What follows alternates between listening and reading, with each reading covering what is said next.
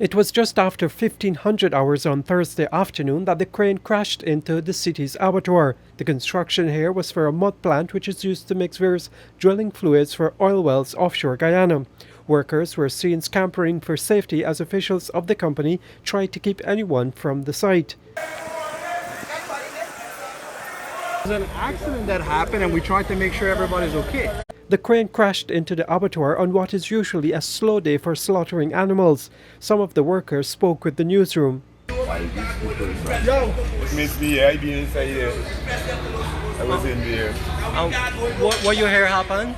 I heard the roof crashing and I started running. I say what already happened because I was sitting right in the and I don't know what happened. All I hear blam, I have to show motorcycles. Oh, really, floating cow next to all we hear is brash eye.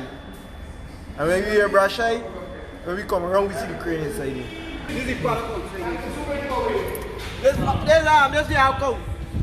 We went outside the How many workers were in here at the time? We had this gentleman in, and I believe about 2 other workers were in this part. But we understand today was not too busy a day at the abattoir. No, it was not started. Which there's Monday, Wednesday, and Friday. a safety official on the ground indicated that the driver of the crane was not seriously injured. No one from the municipal abattoir was injured. Reporting for the newsroom, Neil Marks.